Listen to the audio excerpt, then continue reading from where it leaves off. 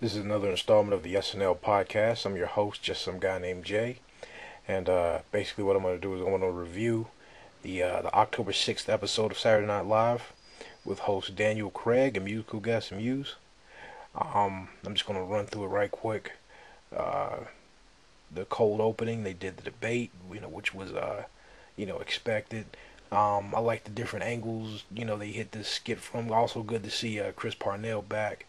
Uh, the facial expressions Jason Sudeikis made as Mitt Romney, that was real good. Um, Jay Farrell, is Barack Obama is always still getting good, and he's getting good as a cast member.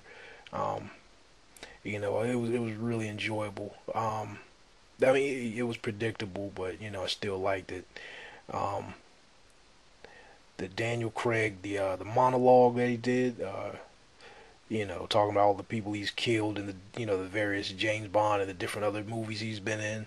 It was a different little angle, but it was still good. Still kind of refreshing to see him kind of do something different for a monologue. Uh, Now the construction worker skit, I thought the premise was pretty good, but it seemed like Daniel Craig was kind of stumbling over his lines, and I don't know. He seemed kind of, I don't know. It seemed like he was uh, he liked being in the skit. Because he was different from how I thought he was going to be. I thought he was going to be one of these little, one of these stuffy hosts that, how serious actors are. They pretty much don't want to. They pretty much gonna be a straight man in every skit, But he surprised me by, kind of, being a little silly in some of the skits. But but the construction worker, I don't know. I don't think he nailed it. He seemed kind of out of place, you know. Let's see. And it's also good to see all the new people getting things to do early. Let's see. The Bond 50 commercial, that was pretty good. Vanessa Bayer, she surprised me with the Dianne Keaton impersonation. Really good. Um, Kate McKinnon, I knew it was only a matter of time before she started doing lesbian impersonations of lesbians. She did a pretty good. Jody Foster. The Ellen DeGeneres, it was alright. That woman from MadTV, that Nicole Parker chick, I like her impersonation of Ellen DeGeneres a little better. Um, let's see. The look back at the debate, that was pretty good. It seemed like the political skits were the best ones on this episode. I really liked it. Jason Sudeikis, liked his Chris Mathews. I would have liked it better if they would have brought Darrell Hammond back to do it though. Cecily Strong, her Rachel Maddow was pretty good. I guess we don't need Abby. I guess they don't need you. um, let's see the Long Island Medium. That was pretty good. Kate McKinnon, she really took charge in this skit and really did her thing. Um, the whole bit was funny to me. That the Long Island Medium. The Mars mission though, I wasn't feeling that. The one where they're all going there in a spaceship going to Mars. Bobby Moynihan. I don't know. I just didn't like it. It's kind of weird. He kind of looked like Chris Farley a little bit in the skit, but too bad he wasn't performing like Chris Farley in the skit. It was kind of goofy and silly. I know a lot of people just like Bobby Moynihan just for being Bobby Moynihan, so they might just like this skit, but I didn't think it made too much sense. Um, I mean, what made it worse for it is that they were going, they were in space.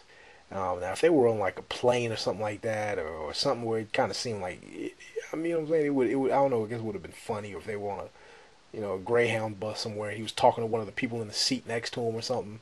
Oh, I miss my kitty cat, and I shouldn't have left him at home. I don't know, but it just seemed kind of, I don't know, it seemed kind of strange to kind of combine something like that, and it wasn't even that funny. Um, like I said, I'm not going to really do the musical performances. Uh, Weekend update. A lot of people hate on it. I thought Seth Meyers did a good job. It's pretty funny. Kate McKinnon's bit. It was funny. It was alright. It's kind of funny, but I don't know. It kind of went on too long for me. They should just hit some major points and kept it moving. Um, and it does seem like Kate McKinnon really took over on this episode, But I hope she doesn't end up being like Kristen Wiig, where she's just being shoved down her throat, you know, in every skit pretty much. I don't want to see that. My favorite one of my favorite skits from last night was a sorry lot we are. I mean, I really liked that. You know, they that was pretty good. And it also good to see Aidy Bryant doing something. You know, uh, it seemed like the audience wasn't really receptive to her though, except for the last part where she kind of walked out like.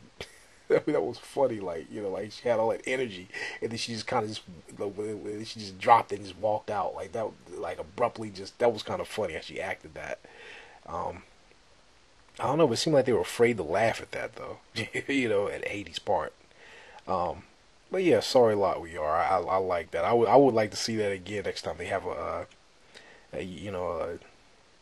yeah, I would like to see that return. Maybe see them do it a different kind of way though. The couple where Fred Armisen played Regine, I hope that is not a recurring character. Wasn't feeling it. I don't know if Fred Armisen was supposed to be a cross dresser or he was supposed to be an unattractive woman. Either way, wasn't feeling it. Um, yeah, it wasn't that good. Let's see. And then that low information voters of America, they repeated that way too soon. I guess they didn't have another one in the can to just come out with another commercial, but I wasn't feeling it.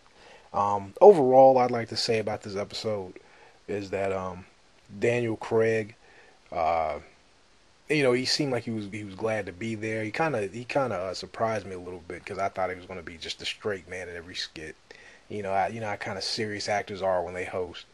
Uh, didn't seem like he was too comfortable doing comedy though. But he seemed like he was glad to be there though. I forgot to mention Big Bird coming out.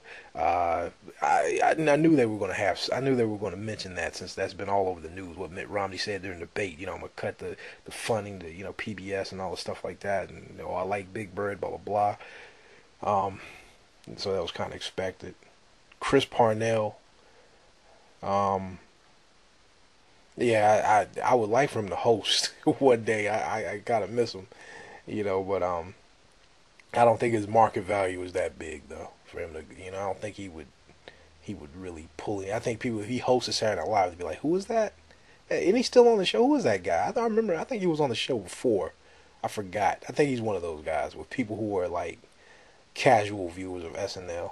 I think the P1 strong SNL fanatics like myself, we're fans of him, but just the average everyday person, I don't think they probably, oh, I think I remember him. Who would he do again? I don't think it's gonna really work. Um, I think that so far out of the 3 episodes, the Seth MacFarlane one was my favorite one. Seemed like the jokes and everything seemed like they were a little hitting harder and they were a little more on fire. This one, it just kind of seemed like I don't know. It seemed like it was a lot of stumbling over the cue cards, like stumbling over the. I mean, Seth Meyers did it.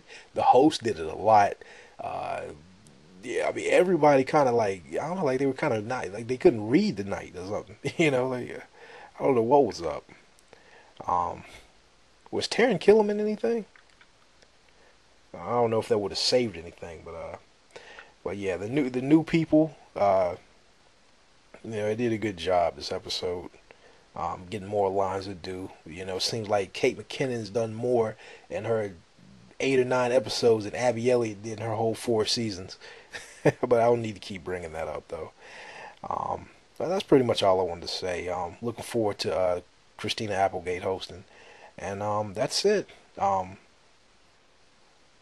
listen to the SNL podcast. I'm your host, just some guy named James. Good night, and have a pleasant tomorrow.